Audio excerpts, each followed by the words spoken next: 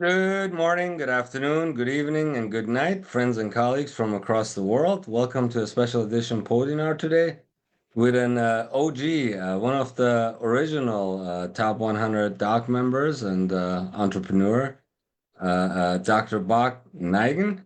Dr. Bak, how are you today? I'm doing great. Thank you so much, Dr. Kianor. Thank you so much for coming back. We have had a few of these in the early days, many, many, many, many moons ago. They've both gotten much older. I have gray hair. You're still doing pretty good. And back we are after 6 years. We're still doing the same thing, and so are you. So we're very excited to learn a little bit about your activities and what you've been up to throughout this whole time. You've broken some world records, and we'll get into that very shortly. Just before I familiarize you with the audience, our usual Global Summit Institute updates for our audience. Let's get through those real quick. As you may know, we are doing the Global Institute's annual meeting, and we've been doing this for about a decade, where we hold an annual meeting on the hottest topic in dentistry all around the world. And this one is going to be in London in 2026. AI seems to be the hottest topic going on these days. And we are going to create this dental medical AI bridge, which has been needed for millennia. Lots of dentists, lots of dental companies, lots of medical doctors, lots of medical companies coming together to find a way how we can leverage AI to regain autonomy and also use practical methods for our daily practices, from diagnosis to supplies management and everything in between. You can expect leaders from all over the world, top 100 docs, some royals, some big surprises of attendees at this event.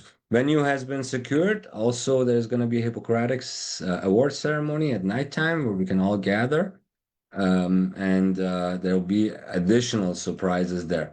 The way you guys sign up, well, it's early bird. You go to the Global Summits Institute, the top 100 doc, and you're welcome to go this route under upcoming summits, and there's a few of them. 27 is now being built out slowly.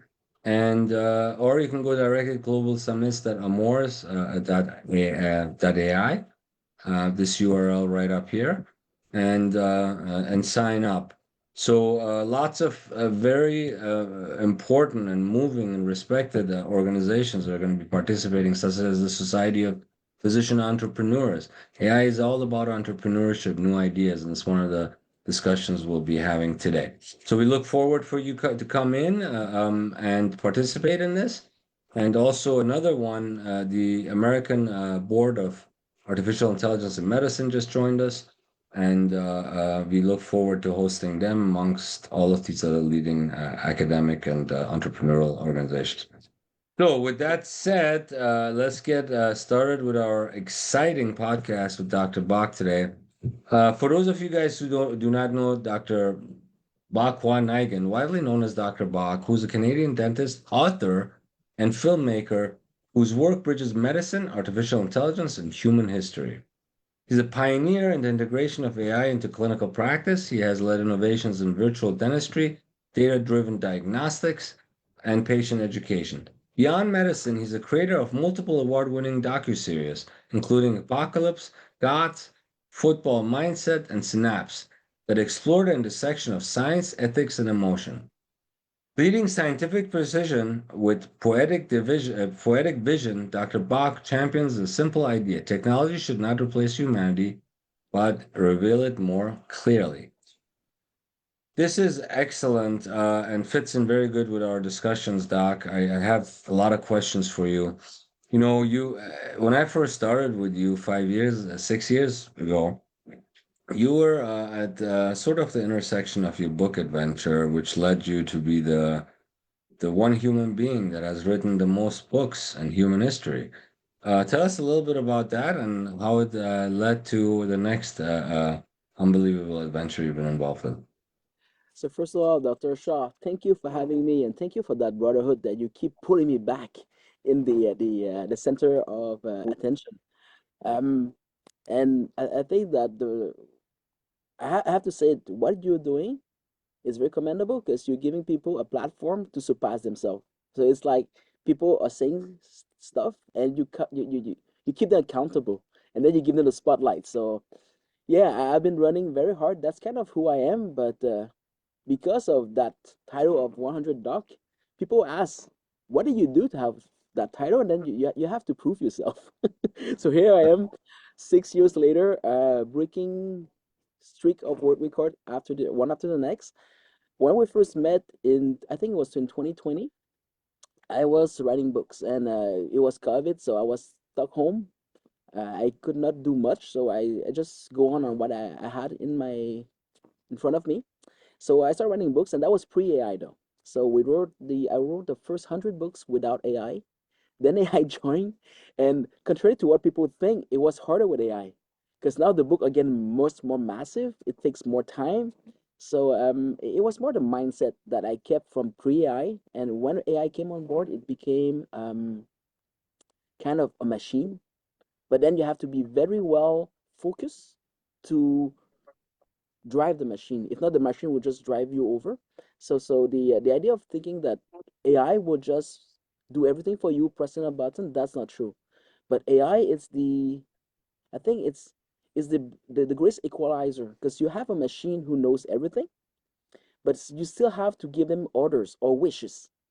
And as you put those wishes together, now you have to build upon each step to get to the next level. So yes, with AI today, pre-AI could write a books if I don't sleep in what about maybe 2 days. Now with AI, it will take me at least a week. Because going just through with the research of AI, that takes time. And I pivoted after 174 books. At the end, I didn't have time to publish all of them. I pivoted into the next phase, because you know the big thing about books, it's very prestigious to write a book. It demands a lot of you, and it's fun. But nobody read books anymore, and that's true. You hear it from somebody who is writing books, and just a precision. I'm not the human who wrote the most book, but I'm the one who wrote the most book within a certain time frame. So I stopped after 174. I could have read more, but at certain point it was kind of pointless, because books are not that popular anymore. So I tried podcasts, I tried to see audiobooks, and basically one thing led to the other. And then this was the advancement of AI, who was just exploding for the last 4 years. And I already has in my mind that in my heart that idea of making movies. So I took piece by piece different part of AI, piece that together. I know how to write a story, so that was what I was good at. And 4 years later, almost five, we have reached the door of Hollywood. And by Hollywood, um, I like to prove my point. It's just this year we have three contracts signed with Buffalo 8, which is one of the respected distributor in Hollywood. And as soon as you made it through the U.S. market, the rest of the world opens up. So the first movies, series that was God, there were three distributors fighting for it. We went for this Buffalo 8. You can look them up. They are distributing for Spike Lee. They are working with Netflix, with HBO Max, and that brought me a lot of humility, because it's something to say that we're gonna get to Hollywood, but when you're at the door and you see the potential that can be achieved, it's like a huge amplificator to everything you have to say. So I promise you today, Dr. Shah, that this will not be about me, but about hope. The hope I'm bringing to all of you is I am a dentist just like any of you. I do not have extra resources more than my computer and my internet connection. And within 5 years, I managed to break down the doors of Hollywood. The introduction that Dr. Shah kindly gave, it wasn't me. It was GPT who wrote it for me, because I didn't have time to just write my own. And from that, well, what I've tried to understand here, to explain here, is the doors of Hollywood is an industry. If you understand who you're talking to and you understand what they want, you deliver. That's possible. Now, what's AI has to do with all of this? Everything that you don't know what to do or how to do, AI will help you. You just have to be that constant learner, always adapting, and that's what we are, right? As doctor, Yeah, we are constantly learning.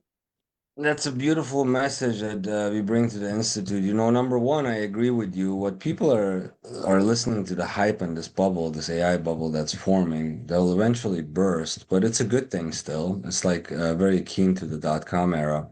But the inspiration that you bring to the table is being a general practitioner. Some don't like the 9 to 5 grind 5 days a week, and they want to look at other opportunities and other ways to have secondary income in a short amount of period, you keep reinventing yourself and performing beyond imaginable metrics. That's our entrepreneurial spirit in you that is not taught in dental schools or professional schools. So it's great to have you on here as a person to look up to for our colleagues to learn on ways how they can have more freedom. You know, in the pre-screen room, I was talking to you about you and your family, and the most beautiful thing in our lives are our families. And the fact that you engage your son now to help you and make movies and documentaries says a lot about your character. What would you recommend to a doctor that's trying to escape the 9 to 5 with this massive opportunity before us with artificial intelligence? I will start with the fact that nobody can resist progress. So you can be for AI, against AI, but it's happening. That's for one. The second thing is, and might sound like lecturing, but it's hard to judge something you don't know. So what happened with AI when I first started? I, I think I had the access to ChatGPT about a month after that it went online, or just a friend just sent that to me, and I remember and allow me that leeway to talk. Um, I was writing a book with my son, and I said to him, "Hey, we have AI now. Let's just write it." I had more than 100 books. I didn't care much about what people would say, but my son, he was around 10 by that time. He said, "Hey, is that cheating, Papa?" And he didn't want to move forward, and he was 10. I said, "Okay, if you don't want to use it, don't use it. I'm jumping right on it." After 2 weeks, he was on board. It was so not easy, but it was more stimulating to have a mirror, um, just mirroring back to you your own ideas, but better. And from there, we just push to the next level and the next level. So my advice to all of you, it's be open to embrace the new, try it, and what I can bring to the table today. And if you allow me, I'll share my screen to show people that this is not just words. We have stuff to prove, but um,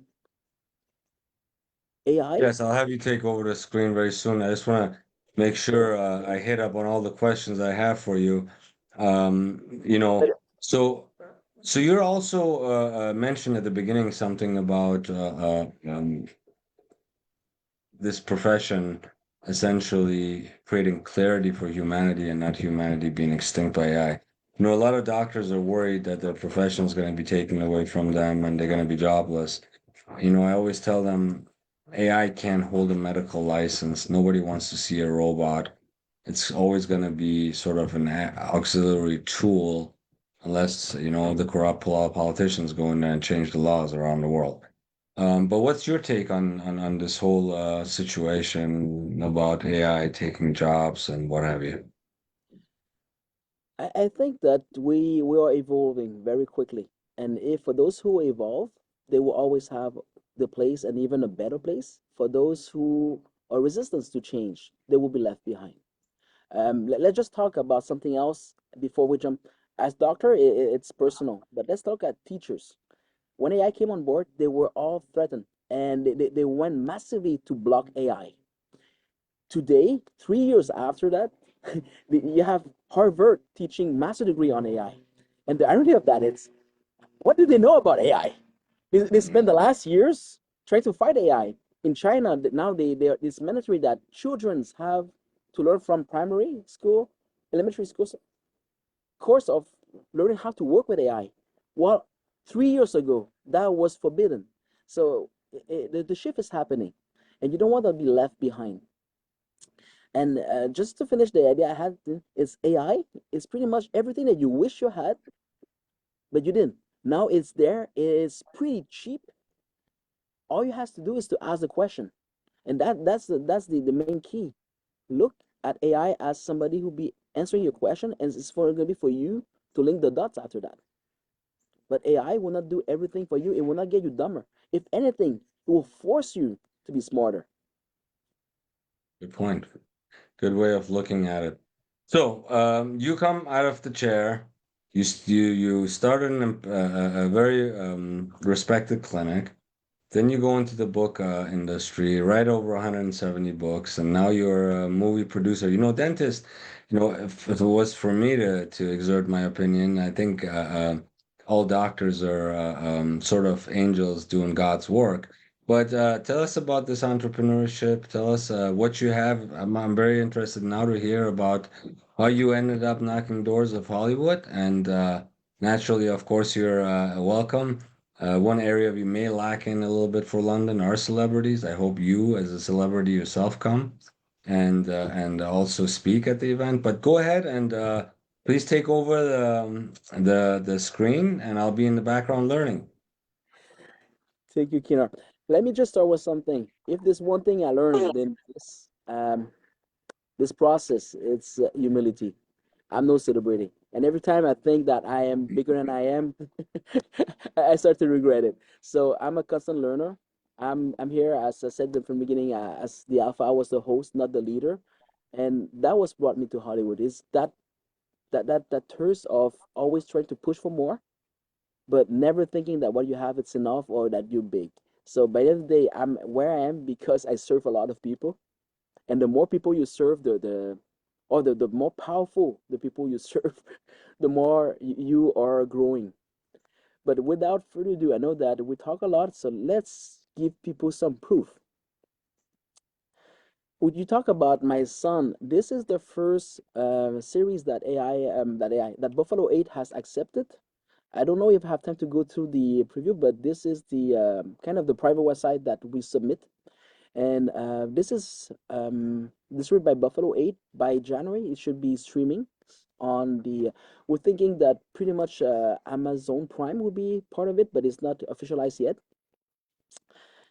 And basically, what we did on this one, it's my son started to play football right after COVID. And what happened? It's like most kids, he was kind of stuck home, getting fatter, playing video games. When school started, it was kind of a little awkward, and football, that idea of football, put him back on track. And he went from I'm doing my best, Papa, to if it's not on the board, it doesn't count. So that was my way to thank the team and also the football program on how he took a child and give back to me a man. We made a series out of it, and funny thing is, we getting through the door of Hollywood with American football, which we are all Canadians. So that was kind of uh, a good win, saying that with the right mindset, you can pass everywhere. So look that up, and this is the first series. Actually, what brought me to Hollywood was more this series, Gods. So I was writing a lot of books. I was always passionate about history and mythology. And with all the tools coming out, we were looking to see what can we do? Can we take AI and make a movie out of it? And what is cool about this? This is not a movie. This is a series. It's 8 episodes of 45 minutes each. There were three distributors fighting. Oops, sorry, fighting to have the rights of this one. And thanks to this one, it opened the door. So I can say with humility that I'm the first who got through the door of Hollywood through the commercial gates. We're not making festival. We're not trying to prove a point. We are already at the gate of distribution. And this is the first that is signed. Football Mindset is the second. And I took a bet with them saying that can we make a movie out of this? And within 2 months and a week, they were witnessing that. And I know that, you know how I am. I pushed the envelope to have a full feature of 2 hours and a half made in 2 months and a week, which they Wow. have accept within 3 hours. So the movie is 2 hours and a half. When they received the draft, they took the time to watch the movie, come back with comments, and the contract was attached with the email. So the what I'm trying to say here is it's possible. The impossible it's possible today with the right mindset. The tools, we all have access to the same tools. You just have to look them up. So that's what the hope I'm trying to give all of you today. And the why is it that Hollywood is something that might interest most of us? It's we all consume that. But Hollywood, it's also a way of getting your message out. And as dentists, I think that since COVID, we are thirsty of having our message out. It's amazing what you've done here with but everything happens for a reason. First, maybe uh, you were tasked to write these books, and then that gave you the skills and pulling components of AI together to make movies. Very impressive. So, Gods, that's already. I watched a couple of episodes. The graphics are just absolutely amazing. Have you thought about doing more and more movies from the books that you have already written? Actually, we are adapting some of them, but the format of a docu-series is a little different. So it's more the skill set I've learned writing books that I'm bringing now into something broader. Writing books, it was more about a very niche subject. When you go to documentaries, it's you try to take the whole scope of a field, so it's even easier. Fantastic. Saying that, Wow. we had a book out a few years ago on leadership AI. One of the co-author was Edward Zuckerberg. We're right now working on a spin-off of that to have a series out on medicine and AI. So if things are going well, this should be in the next one you see here officially made and maybe distributed by Buffalo 8. That is fantastic. Dr. Bach, this whole bridge that we have been needing in medicine and dentistry is been needed for literally millennia, and now AI can really put it into the spotlight and actually bring it to life. Given that we didn't have the technology before, now you have an ability to be a dentist as important as the medical doctors with taking in all the health information and then doing predictive analysis of what a patient might be in the years to come, comparing their medications and establishing referrals to the right medical doctors early on as a preventative measure, which we've never been able to do anything like that.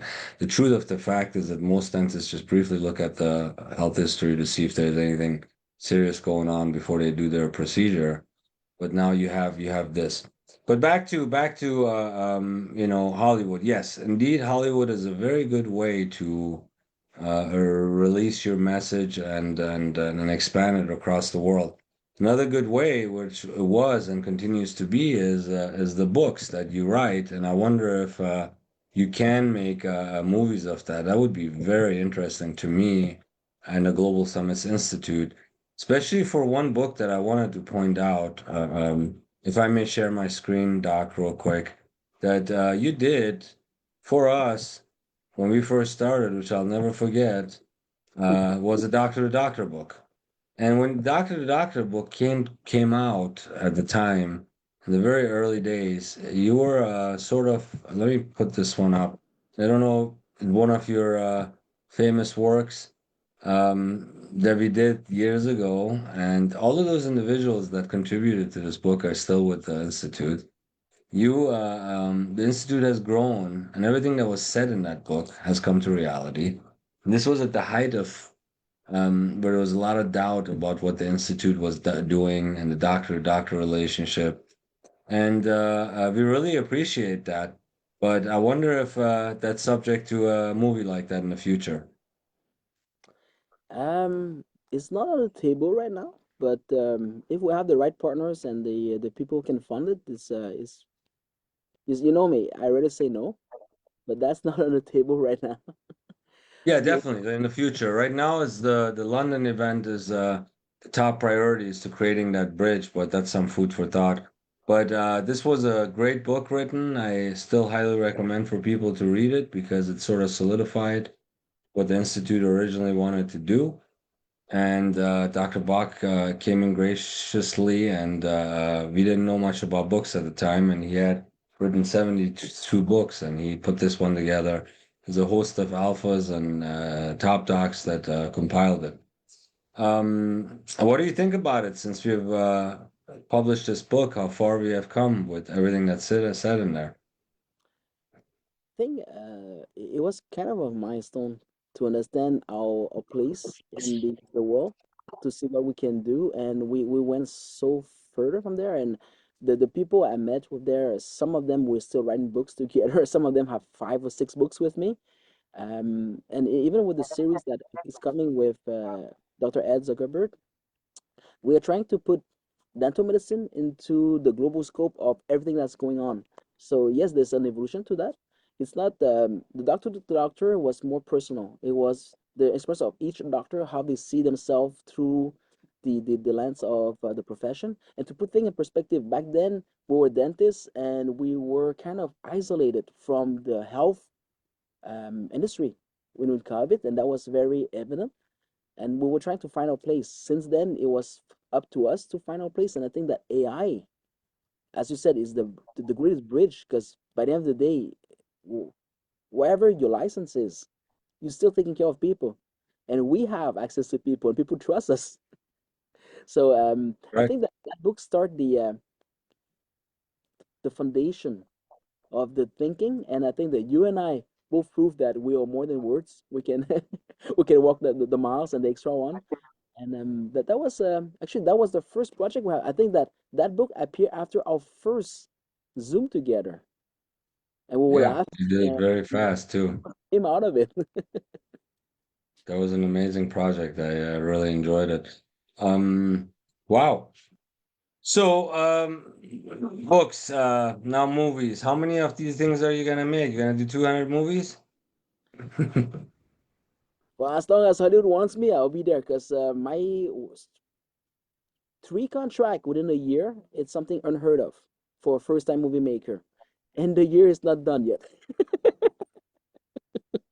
So Right. I don't know when I won't be making any promises, because I can do them, but I still need a contract coming with it, and I still need to finance those. So movie costs a lot of money compared to writing books. It's a big industry. It's a heavy industry, but that will be the proof of the reason why I having that opening from Hollywood. It's everybody's talking about AI, but they don't know how to implement it yet. I was the concept, the proof of concept that yeah, you can look at it without thinking it's AI and it will pass your standard. Now, how can we work to diminish the cost of production and to decrease also the delay of production? And Hollywood needs that badly. So that's kind of the angle we've been approached on. And since they saw that I can make a movie within 2 months and a half, every time I call, they answer. Wow. So, you are seeking more contracts and financing for these projects. That's great. I'll have a offline discussion with you because I may have some ideas there. But right now, you're working on 3 contracts. We saw that. Do you have any other displays that you want to put up and Uh, videos? Actually, those were the two official that I can share. You know that right now I'm under contract, so the stuff I can share or I can't. I'm not I'm not my own man anymore. Since I have agent in Hollywood, it's like even for interviews, I have to ask for permission. Yes, I know how that goes. That's great. Well, we look forward to seeing it in the public domain when it comes out. And are you still practicing, Doc, or Yes, I am. Yes, I am. the MDX? How many days? I practice 3 days a week and focus on the business side of things with all these projects. The other four, what's your schedule look like these days? Crazy. Um, I think that clinically I am there about 3 to 4 days. The rest of the time, except to sleep, I'm always running on something. Even at the office, because I'm in ortho, so it's a little different because we are more thinker.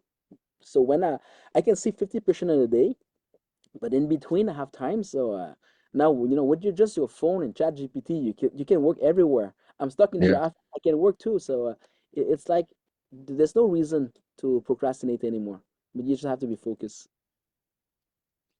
excellent. Let's see, for the listeners, you can do dentistry. I mean, I would never want to give up dentistry. This is what I've been doing for 20 years this year, as practicing on patients. And that's part of us. It's something we have acquired, which these third parties have not, going to school for at least 20 years to get there. So you are now, you can part-time practice, slowly migrate out if that's what you want to do. A lot of dentists are burned out. When you get to a stage where you're practicing because you want to and you don't have to, that's the kind of situation in life that you might have achieved for yourself that you wanted. So I've done the same. I'm a lot happier. I used to go nuts, doc. I was practicing 6 days a week. And the problems in the dental office, from patients to equipment to supplies to staff to HR to all of the drama sometimes will get to you if you're practicing 5, 6 days a week to a point of insanity sometimes. That's why we have such a high suicide rate in this profession. People get burnt out. So you have to have residual gigs to sustain yourself and to also grow. And Dr. Bach is a classical example as that. You feel happier with the way life is going when you practice part-time and do business part-time? To be honest, I don't have time to ask that question. So now you ask, I'm not sure what to answer. I think I just follow When you what first started and you were practicing full-time, were you happier or are you happier now, working part-time? I don't think I work part-time because the load of patient I'm seeing is kind of double somebody else who's working full-time. It's Wow. more, it's much about efficiency. And as soon as you start training a patient, you cannot just leave them there and abandon them. So one thing leads to the next. I think what's keeping me on the chair, it's more than the fact that it's my profession. It's that human connection I'm having with each of my patients. I know it sounds like a Hollywood speech. It's not. That was really what kept me there because you see the opportunity I have, and I'm still doing this because I'm having fun connecting with people. Not all people, but most people. And it's what I've learned through all of this. It's again, I'm gonna say it's humility. The more you stay open, the more you stay flexible, you never know where life is gonna get you. Because a year ago, you talked to me about Hollywood. I said, yeah, that's my dream. I didn't know how to get there. Fast forward 9 months, I am breaking records in Hollywood, and now ChatGPT said that I'm not trying to break in Hollywood. I'm already in. So that's ChatGPT opinion. So stay humble, stay open, and the hope I'm giving to most of us is we've been trained the same way, never to give up. We don't have the right to to make mistakes, and we have to serve people. That's exactly the recipe I use to reinvent myself every single time, and until now, it's been successful. Yes, on that point, every morning I wake up, I just think to myself, how many problems am I going to have to solve today with surgical precision? Just get through the day with all the responsibilities that I've taken on. And that includes the clinical practice, that includes the institute, that includes the family, that includes the needy, the pro bono work that we do, and on and so on and so forth. Great. That's very, very exciting to hear this kind of success coming your way.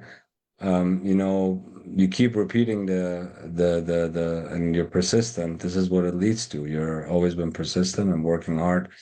And I appreciate your willingness to collaborate and send a message to our colleagues, be it any doctor from any industry in the world, that with this persistence and determination, probably the two most important factors in success of business, that you can achieve just about anything that's out of reach. You're gonna run for office sometimes in Canada? uh, I'm getting too tired with all this That's work. the only thing left, right? Academia, the movie industry, and then you just got to get into politics a little bit. And I think it's great. You can hang out with Donald Trump a little bit, see if you guys can solve some world problems, you know? I will not answer to that. I heard Canada I mean, all over the world, the countries are not necessarily doing great. But you are up there, and it's interesting. You also speak French, right, Doc? I've seen a lot of French stuff coming from your website. It's French. In your territory, it's mostly French speaking and English speaking, or? Um, if you locally, it's more French speaking. I'm in Quebec, so Oh, that's wow. let's say 80% French. In Montreal, it's more half-half. But as soon as you connect, it's more English. So when we say connected, it's over the web. But the country here, let's say the country, because Quebec is kind of a country within a country. It's French. The culture is French, so the way of thinking is different too. So when you're practicing, are you practicing in a French mindset or in English? You got everything in French I or don't English? anymore. What's Every that? time I see a patient, I just ask you, so you want me to speak in English or French? Because I'm bad in both, so that won't change much. Okay. But yeah, it's great. It's great that you talk about mindset, because yes, the French mindset is much different than the English mindset, and for a time I have to bridge both. Today I think I'm just out of both boxes, so I don't care anymore. I don't care what people think of me. I just be and serve. So I talk now, and I don't even sure what language I'm talking. It just I'm just connecting and sharing. Becomes the norm. I speak a few languages, and it's you have to completely shift mindset when you get into that frame. The way I had to manage it in Iran and Germany and America, and just part of the way it is with having multicultures and multi-languages. Well, It's Doc, this something has you brought up. been May I have a last segment here on language, and this will give hope to a lot of people, especially the French who are listening to us. Okay, true story. I can prove everything that I'm saying right now. I'm a French Quebecer, and I made movies in English, and people don't like that. It's fine. I didn't care much what people say. But here's my first movie out in Hollywood is on football, American football. So we went through the core of the American culture. But I'm in Quebec, so most of my footage happened in a high school where everybody was speaking French. All the coach participants were speaking French too. And they have to speak in English for the interviews, and you can feel the accent. Everything in the background of the game were all French. And we put all of that together, we send that to Hollywood, and they say yes. But they're super picky because I have an announcer who was British. And I love his accent. He was British. They call me and say, you have to remove that guy because this is more soccer than football. So they were very picky. But for the French accent, they didn't care. So for all those people watching us and say that openness that I was talking since the beginning, I'm a French Canadian getting through the door of Hollywood with American football, with French accent, and they embrace me. And you know what? The first question they asked me after they signed me up, oh, by the way, do you have a French version? So I had that discussion with a lot of French movie makers saying that, by the end of the day, I I didn't fight for my entity as speaking French or English. I just made a movie that people like. But by the end of the day, I advanced the French culture much more than you did, talking about should we do something in French or not, just because I was open. And Hollywood, which is American, took American football with French accent and asking me, "Do you have a French version?" Because to them that was free money. That's kind of one of the proof of being open and humble will lead you much further than you think. That's right. That's right. You know, you're very much loved at the Institute. I'm just in the background, sort of looking at the activity. You've had 245 shares, which we haven't had in a while, group shares alone. The people that want to get your message across, which basically is to empower and help others in the healthcare industry gain, live out their dreams and gain independence from all that's holding them down. So I truly appreciate that. Bak, love to have you on the show more often. I think this is our sixth or seventh session over the years. And keep up the good work. If there's anything that the Institute can do to support your efforts, we're always there. And again, thank you so much for taking time away on a Sunday from your family and all of that you're doing right now. I'm sure you're gonna hop right back into it in about 5 minutes. And, and that you're successful in all your endeavors. Thank you so much, Dr. Thank you for having me.